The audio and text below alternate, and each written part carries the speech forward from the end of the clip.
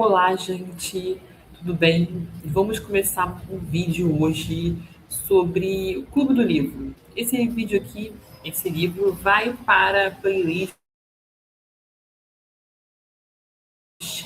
Educação Financeira. Não é um livro sobre investimentos, propriamente dito, mas é um livro que pode sim entrar no ramo Educação Financeira. É um livro escrito por um historiador escocês. Só que é um livro sobre história econômica. Para você que quer estudar um pouco de economia, de história também do dinheiro e da economia. E eu acho interessante esse livro aqui. Eu estudei esse livro com a ajuda do ChatGPT, né? E de uma IA, o que me ajudou bastante a fazer bastante conversas em paralelo com o livro. Então, quando a gente ouve falar de dinheiro, normalmente pensamos apenas em notas, moedas ou saldo na conta bancária. Entretanto, essa é a visão muito limitada. O dinheiro é apenas uma pequena parte do sistema muito maior chamado sistema financeiro. Esse livro aqui, ele me ajudou a eu entender o que é um sistema financeiro. O grande mérito do autor Neil Ferguson é mostrar que a história da humanidade pode ser contada também pela evolução das instituições financeiras. Reis, guerras, impérios, revoluções e crises econômicas não podem ser compreendidas apenas por fatores militares ou políticos. Em praticamente todos os grandes acontecimentos históricos existe um elemento financeiro determinante, né? Interessante você entender a história do dinheiro, entender como ele impactou em todos os momentos ali do mundo e nos acontecimentos também. E o autor, ele defende uma ideia bastante provocativa. As 6 grandes instituições financeiras são bancos, títulos públicos, ações, seguros, imóveis e mercados de capitais.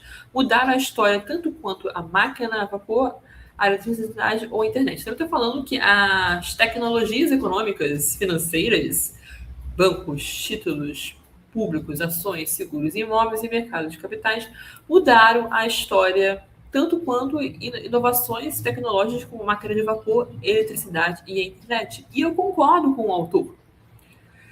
Essas instituições financeiras têm grande importância. E existe um grande desconhecimento nosso, eu não posso falar nosso, eu vou falar meu.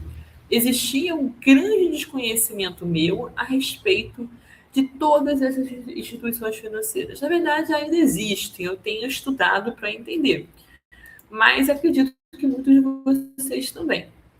O dinheiro não cria riqueza. Uma das primeiras ideias importantes do livro é que o dinheiro não é riqueza.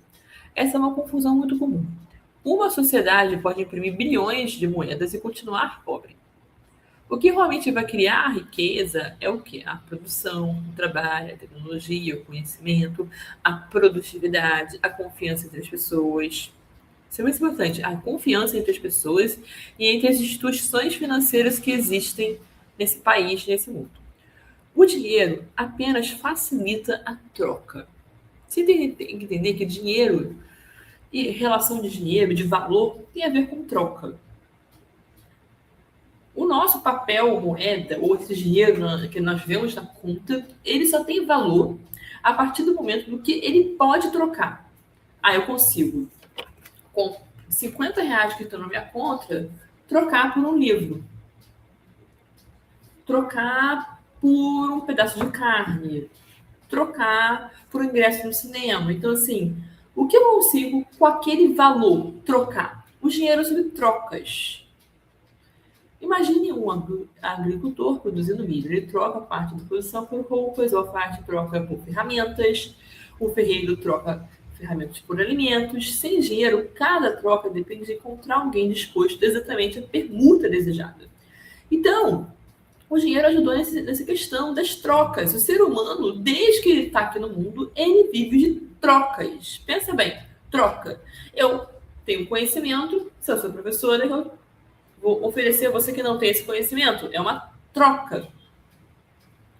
Antigamente, ficava assim, olha, eu não tenho conhecimento, eu preciso desse conhecimento, qual o valor dessa troca? As pessoas não conseguiam medir os valores das trocas antes da criação do dinheiro. Sem dinheiro, cada troca depende de encontrar alguém disposto exatamente à pergunta desejada. O dinheiro ele veio para resolver esse problema da troca. Ele funciona como uma linguagem comum entre todos os participantes da economia. O sistema financeiro é uma ponte. E ao longo do livro de Ferguson, demonstra que a principal função das finanças é de transportar a riqueza ao longo do tempo.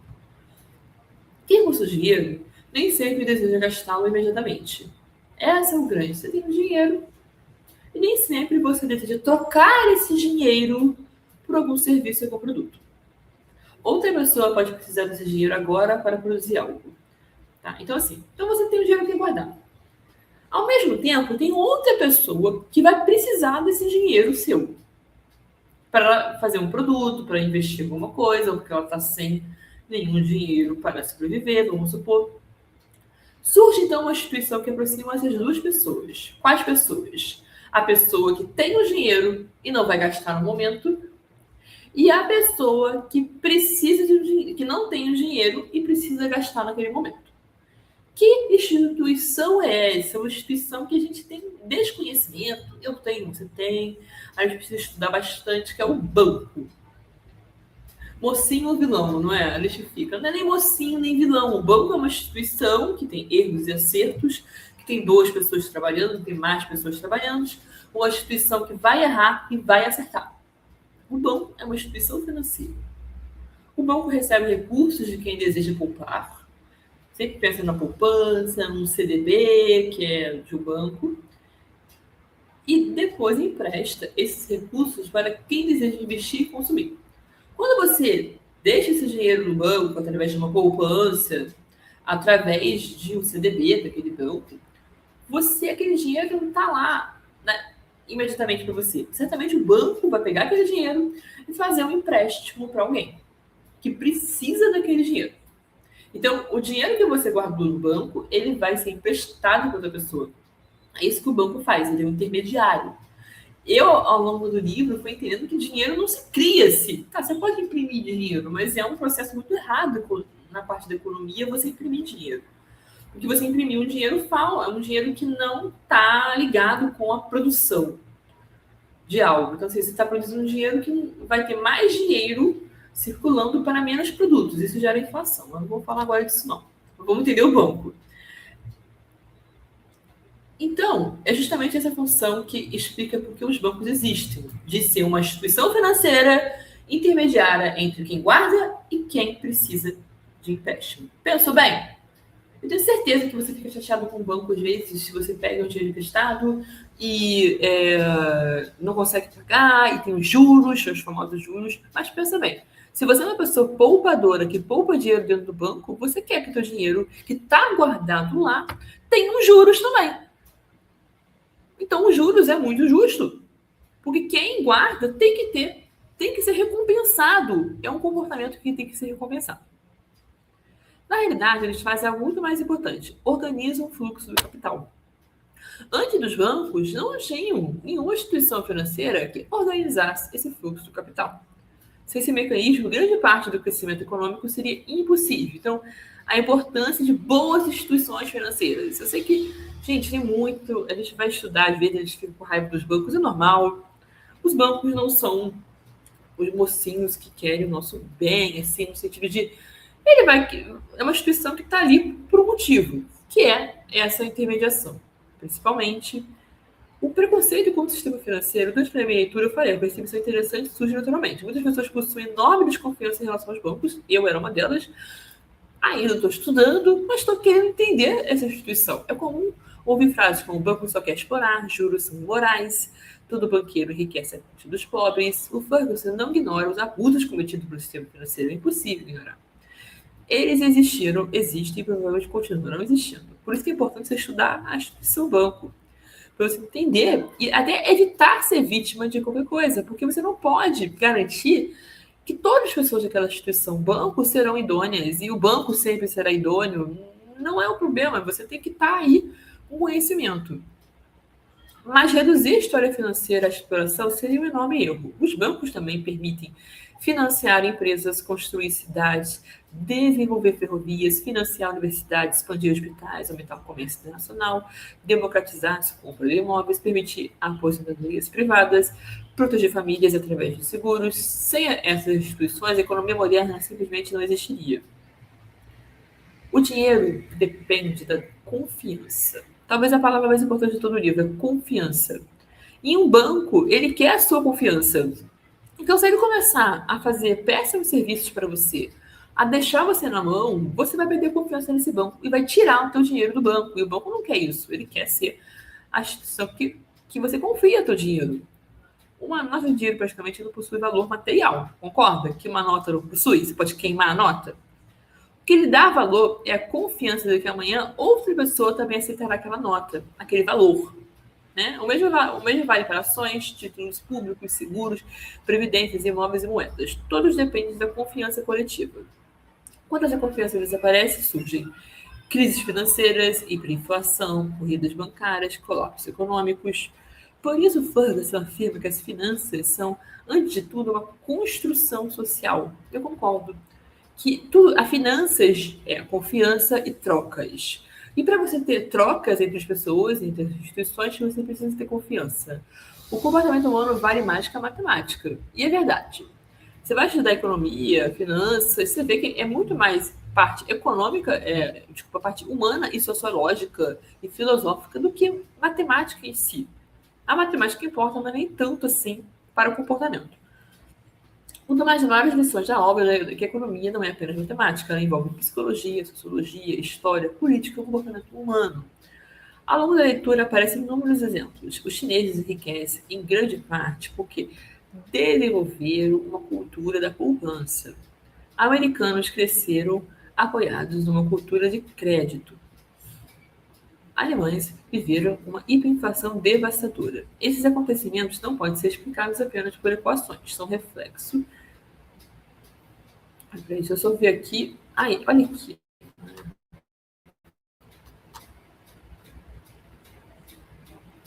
Peraí. Que aí se perde. Aqui são reflexos.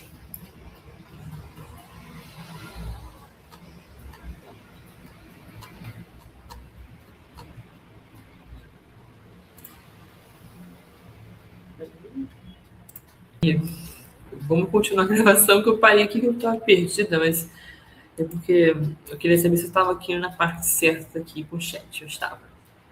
Então, o grande tema aqui, o comportamento vale mais que a matemática, como eu falei, ele envolve psicologia, sociologia, história, política, comportamento humano. Ao longo da leitura aparecem inúmeros exemplos. Os chineses enriquecem em grande parte porque desenvolveram uma cultura da poupança. Eu achei interessante isso no livro, eu estava lendo aí, e ele fala que os chineses eles têm uma cultura de muita poupança. E essa cultura de poupança ajudou a eles enriquecerem, porque as pessoas, como um todo, poupam muito, guardam muito dinheiro. Esse é o principal ensinamento econômico, você tem que guardar dinheiro. Viver com menos do que você ganha. Esse é o comportamento ideal. É muito difícil, mas é o comportamento ideal. Porque senão você vai ter problemas. E pessoas que passam por países que têm problemas econômicos, situações de guerra, adquirem esse comportamento muitas vezes. Argentinos sofreram repetidas crises devido à má administração fiscal. Alemães viveram uma hiperinflação devastadora. Esses acontecimentos não podem ser explicados apenas por equações, são reflexos de decisões humanas, não é? O grande tema do livro é mais do que contar a história do dinheiro. No Ferguson procura responder uma pergunta: por que algumas sociedades enriquecem enquanto outras permanecem pobres? É uma grande pergunta. E a resposta que o autor do livro fala é: as sociedades que conseguem desenvolver justiças financeiras sólidas, as sociedades que conseguem desenvolver instituições, financeiras sólidas, tendem a crescer mais rapidamente. Essas instituições incluem bancos confiáveis, moeda estável, respeito aos contratos, direitos de propriedade, mercados de capitais, seguros, previdência, crédito. Essas instituições funcionam bem o investimento aumenta. Quando essas deixam de funcionar, a riqueza desaparece rapidamente. Durante esta leitura, uma ideia aparece em destaque. Muitas vezes imaginamos que a riqueza é simplesmente possuir dinheiro. Na realidade, possuir ativos capazes de produzir renda, e na verdade a riqueza é o quê? Não é possuir dinheiro apenas, né? Você pensa assim, o que é ser rico para você? Eu quero ser rico.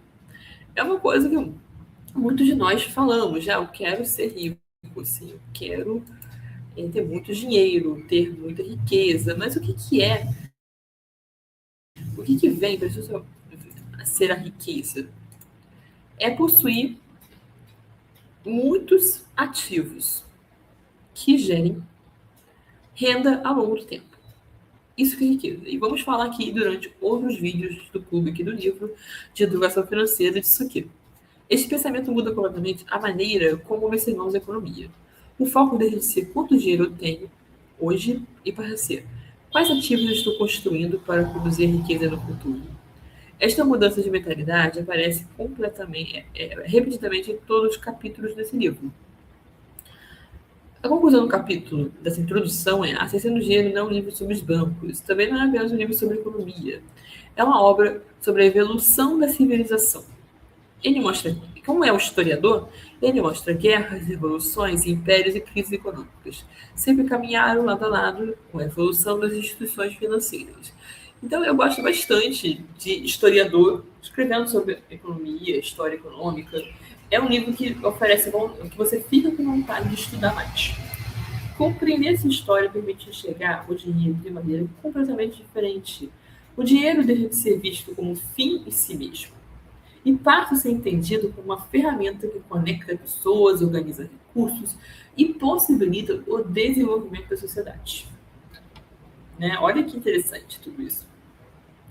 O estilo que seguiria para toda a obra é um texto contínuo, aprofundado e didático, como um verdadeiro livro de apoio.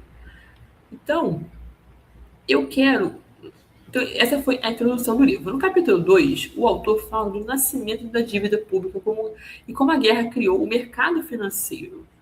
Uma das ideias centrais que o sistema financeiro moderno não nasceu para enriquecer banqueiros, como a gente acha. Ele nasceu para resolver um problema muito específico: como financiar guerras sem destruir completamente a economia de um Estado. O mundo tem guerras, infelizmente. E nesse livro a gente vai ver.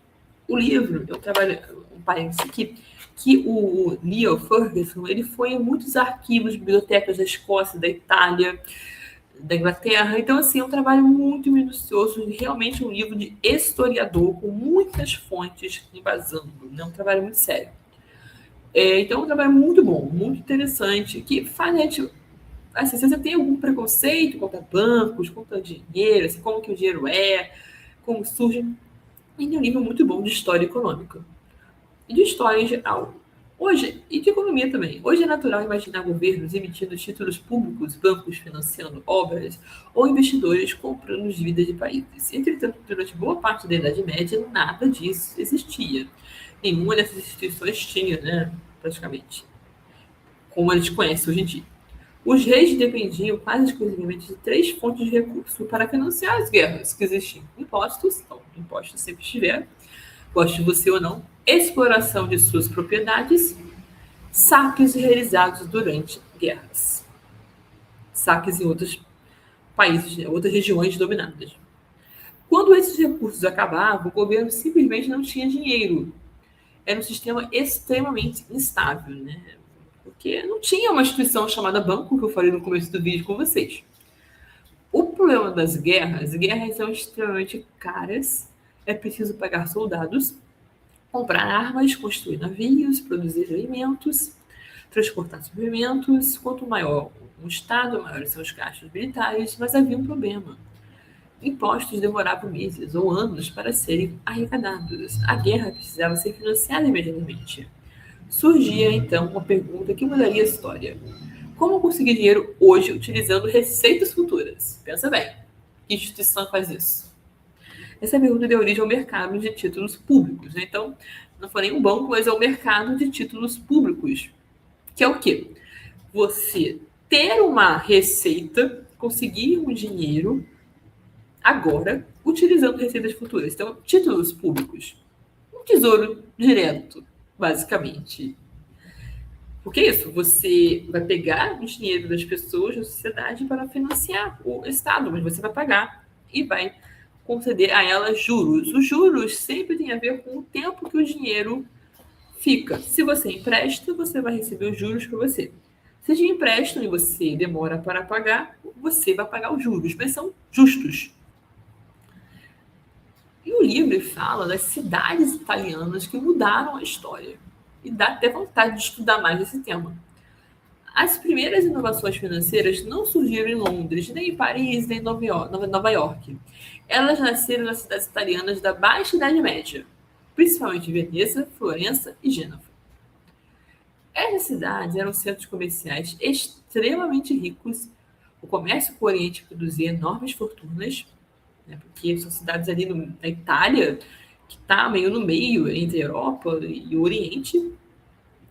Ao mesmo tempo viviam em guerra quase permanente. A gente acha que o mundo agora está em guerra, mas o mundo sempre esteve em guerra. Se você estudar história um pouco mais a fundo, você vai descobrir isso. Precisavam de dinheiro rapidamente. Foi então que surgiu uma solução engenhosa. Em vez de aumentar os impostos, que ninguém gosta, nunca gostou, imagina que Veneza precisasse financiar uma guerra. O governo poderia simplesmente aumentar os impostos. Mas isso geraria revoltas. Outra possibilidade seria confiscar a riqueza. Também geraria revoltas, né? Ninguém gosta. Então surgiu uma terceira alternativa. O governo precisava de dinheiro. Lembra sempre, o banco não é um vilão, nem o governo também é um 100% vilão. São instituições que são feitas por pessoas. Pessoas erram também e acertam. O governo pediu dinheiro emprestado após os próprios cidadãos. Dinheiro emprestado aos próprios cidadãos, como eu falei, através dos títulos. Em troca, prometia pagar juros todos os anos. Nasciam os títulos públicos, os tesouros diretos. Eu sempre falo, a gente não gosta de juros quando a gente tem que pagar. Só que se a gente pega o dinheiro emprestado, aí a gente pegou o dinheiro de alguém. Pensa assim, se você está pegando o dinheiro emprestado, é de alguém. O dinheiro não pode se criar, não é o banco que simplesmente pegou o dinheiro do dono de banco e te deu. Se compreende esse processo? Que o dinheiro foi de alguém, é de alguém, quer dizer, desculpa, que está sendo prestado para você, que o dinheiro não está magicamente aparecendo na sua conta, que esse dinheiro é de alguém que confiou o dinheiro para o banco, ou o título é seu, é o dinheiro que era seu que você comprou em títulos públicos. Então, esse dinheiro que você comprou em títulos públicos precisa de juros. Você tem que ser compensado por ter emprestado um dinheiro no presente para alguém e no futuro esse dinheiro não pode ser o mesmo que você emprestou no presente. Tem que ter juros. Eu quero tentar explicar, porque eu sei que a gente tem muito, porque sempre a gente está na perspectiva de quem pegou o dinheiro emprestado, né? E eles não querem pagar, mas se você for ser justo, quem emprestou o dinheiro, quem poupou muitas vezes, tem que ser recompensado. Um investimento bastante diferente. Hoje, comprar um título público parece algo comum. Na época era revolucionário, algo super novo. Pela primeira vez, o cidadão comum podia emprestar dinheiro ao governo. Em troca, recebia uma renda periódica. Era uma forma relativamente segura de investimento. Isso mudou completamente a relação entre Estado e sociedade. O cidadão deixava de ser apenas o contribuinte e passava a ser o credor do governo. Dá uma relação de confiança. Lembra que o dinheiro tem a ver com troca, com confiança? Que eu falei no começo do vídeo? A relação entre interesses, esse é um ponto muito interessante. Quando milhares de cidadãos possuem títulos públicos, eles passam a desejar que o governo continue existindo e honre suas dívidas. Surge uma aliança entre investidores e o Estado. Quanto mais forte o governo,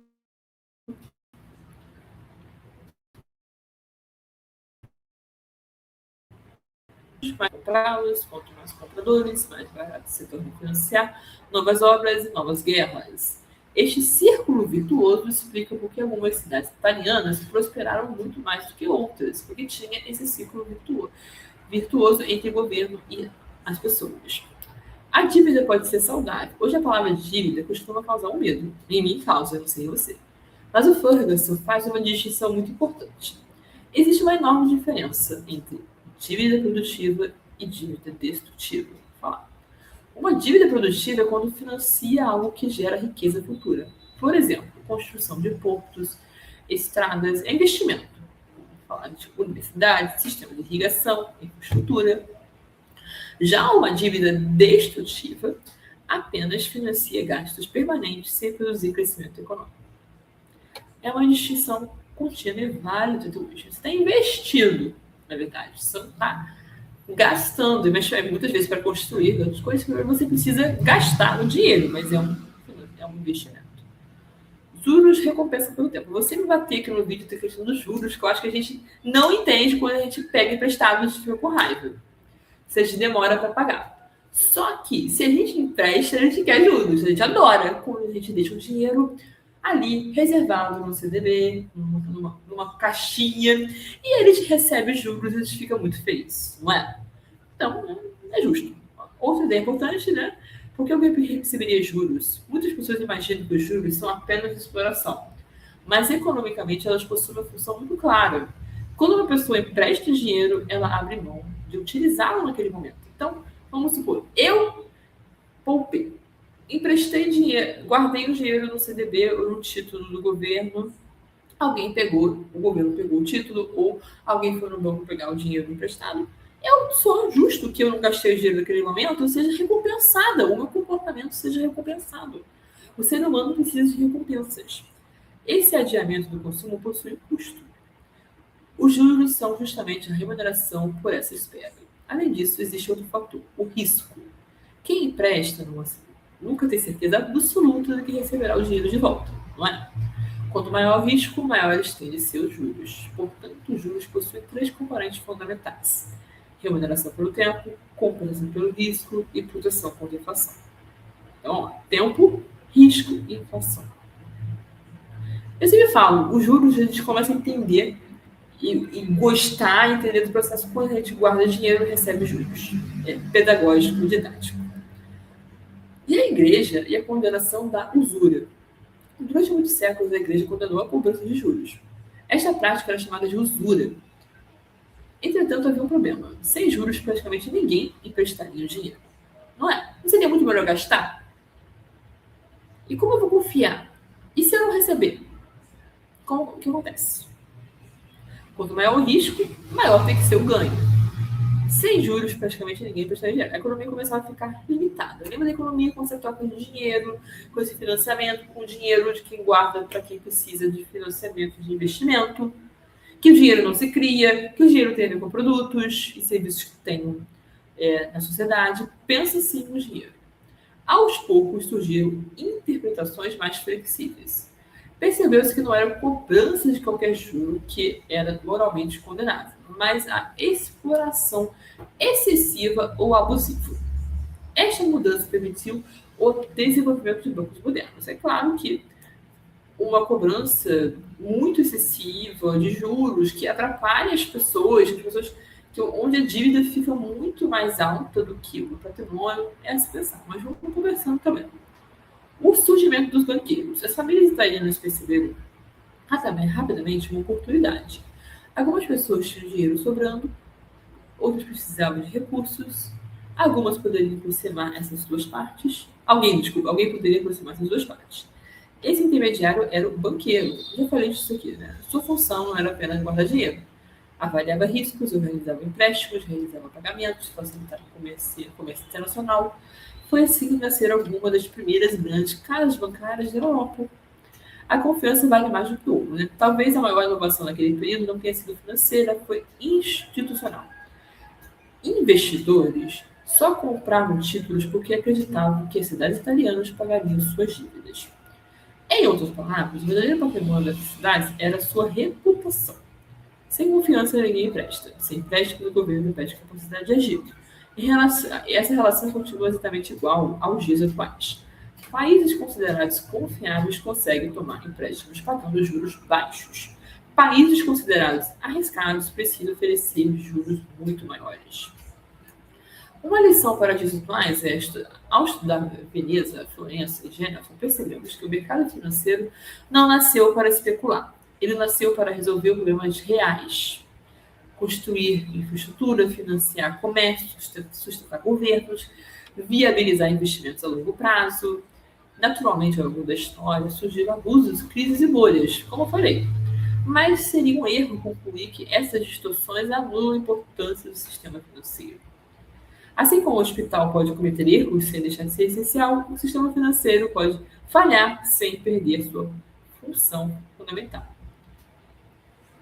Uma das grandes mudanças da perspectiva voltada para este livro é perceber que o dinheiro parado produz pouco para a sociedade. Não existe dinheiro parado. Eu tenho dinheiro parado no banco, na minha corretora, investido. Ele não está parado. Ele está investindo em algo. Ele está aplicado em algo na sociedade. E pensa assim, que você vai começar a mudar muito a sua mentalidade sobre o dinheiro. Quanto a poupança é direcionada para investimentos produtivos, ela financia empresas, infraestrutura, inovação, crescimento econômico. É justamente essa capacidade de transformar poupança em investimento que explica por que algumas sociedades enriquecem muito mais rapidamente do que outras. E neste capítulo veremos como surge a lógica que evoluiu na Inglaterra e por esse sistema financeiro britânico acabou superando o modelo francês e influenciando profundamente a economia moderna e ajudando a mudar o comportamento contemporâneo, que é o capítulo 3 do livro. Mas vamos vendo aqui, e vamos ter mais livros sobre investimentos, sobre dinheiro, para educação financeira, que nós vamos trabalhar bastante sobre essa questão de ativos. Eu vou estudando e vou ajudando também vocês. Capítulo 3 é a Inglaterra versus França, quando as finanças decidiram o destino de impérios. E como esse livro aqui do Ferguson deu vontade de estudar mais história, de aprofundar os temas, de pegar outros historiadores e tudo mais. Se perguntássemos a um europeu do século XVII qual país dominaria o mundo, provavelmente ele responderia sem hesitar que a França. Ela possuía a maior população da Europa Ocidental, era o país mais rico do continente, tinha o maior exército, possuía terras férteis, uma monarquia poderosa e enorme influência cultural. A Inglaterra, por outro lado, parecia uma ilha periférica, frequentemente envolvida em conflitos internos e muito menos populosa. No entanto, ao longo dos 2 séculos seguintes, foi justamente a Inglaterra que construiu o maior império da história. Segundo Ferguson, essa história não aconteceu apenas nos campos de batalha, ela aconteceu principalmente nas finanças. Lembra que eu falei no começo do nosso vídeo que o dinheiro, as finanças, moldaram todos os capítulos da história e acontecimentos da história? Está aí a prova. O verdadeiro poder não era o ouro. Existe uma imagem muito comum da riqueza dos antigos impérios. Imaginamos navios espanhóis chegando carregados de ouro na América. Pensamos em minas de prata, em grandes tesouros reais, mas o Ferguson mostra que a visão é limitada. O ouro é riqueza, mas a riqueza parada pode ser gasta apenas uma vez. Já o sistema financeiro eficiente consegue multiplicar recursos continuamente. É justamente essa diferença que separou a Inglaterra e a França. 2 modelos completamente diferentes. Durante o século XVII, os 2 países seguiram caminhos opostos.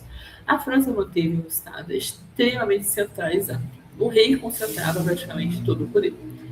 Quando precisava de dinheiro, fazia basicamente 4 coisas.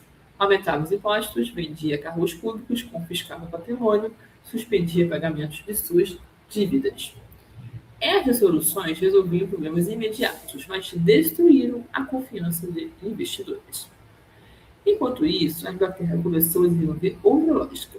O parlamento passou a controlar parte dos gastos dos reis, as contas públicas tornaram-se mais transparentes, empréstimos passaram a ser honrados com maior regularidade, investidores perceberam uma diferença fundamental. Emprestar dinheiro para o governo inglês era muito mais seguro do que emprestar dinheiro para o governo francês, para as monarquias inglesas e francesas. Repare como relação de troca, de confiança, e isso pode ser muito ruim para o governo, no caso da monarquia francesa, que é aumento de impostos, cargos públicos, confiscar o patrimônio. Ninguém gosta disso, de perder dinheiro, de perder confiança naquele governo, naquele sistema de governo, no caso da monarquia. Suspendia pagamento de suas dívidas, então assim, eu te prestei dinheiro e você não vai pagar? Ninguém vai gostar disso, gente. E a Inglaterra fez o contrário. A Inglaterra foi responsável financeiramente. A monarquia ali tinha controle de gastos, economias. E os investidores começaram a confiar mais na monarquia inglesa e menos na monarquia francesa. A confiança reduz os juros. Essa relação continua válida hoje. Imagina 2 pessoas sempre uma placa nas suas contas, outras frequentemente atrasam pagamentos. Qual delas conseguirá empréstimo mais barato? Naturalmente, a primeira. O mesmo acontece com países. Quanto maior a confiança no governo, menor risco. Quanto menor risco, menor juros. Quanto os juros menores significam uma enorme vantagem. O círculo virtuoso inglês, né? Ferguson mostra que a Inglaterra viu um verdadeiro ciclo de prosperidade. Investidores confiavam no governo, por isso compravam seus títulos. O governo conseguiu levantar enormes quantidades de dinheiro pagando juros relativamente baixos. Esse dinheiro financiava guerras, construção naval, expansão comercial, infraestrutura, colonização. Cada vitória fortalecia ainda mais a confiança dos investidores. O sistema alimentava a si mesmo. A França caiu na própria armadilha. Enquanto isso, a França fazia exatamente o contrário. Sempre que enfrentava dificuldades financeiras, suspendia pagamentos. Hoje chamamos isso de calote soberano. O efeito era devastador. Investidores perdiam dinheiro, passavam a desconfiar no governo, exigiam juros maiores, isso tomava cada nova dívida mais cara. Quanto mais caro ficava financiar o Estado, mais difícil era manter guerras e administrar o país. Esse era um ciclo vicioso, o nascimento do Banco da Inglaterra. Uma das várias inovações financeiras da história ocorreu em 1694. Foi criado o Banco da Inglaterra, uma instituição que mudou completamente o funcionamento das finanças públicas, e seu principal objetivo era organizar o financiamento do governo. Ele emitia a dívida pública, administrava pagamentos, fortalecia a credibilidade do Estado. Mais importante ainda, ele separava parcialmente as finanças do governo das finanças pessoais do rei. Isso foi revolucionário. Antes do Banco da Inglaterra, imagina o rei absolutista. Se ele morresse, ninguém sabia exatamente o que aconteceria com as dívidas. Se resolvesse cumprir os contratos, não havia praticamente nenhuma proteção jurídica. O investimento dependia da personalidade do monarca. Era um sistema extremamente instável. Depois do Banco da Inglaterra, com as instituições permanentes, a lógica mudou. Os contratos passaram a sobreviver aos governos, as dívidas deixaram de depender da vontade do único rei, o Estado ganhou continuidade. Isso aumentou enormemente a confiança dos investidores.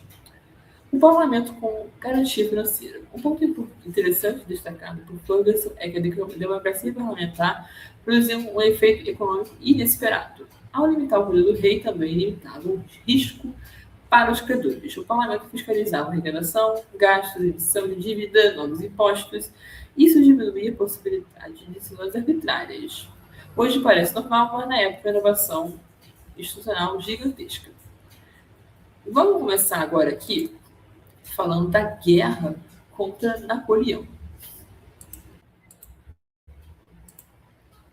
A guerra contra Napoleão, toda essa estrutura financeira seria colocada à prova durante as guerras napoleônicas. Napoleão era considerado praticamente invencível, seu exército dominava quase toda a Europa.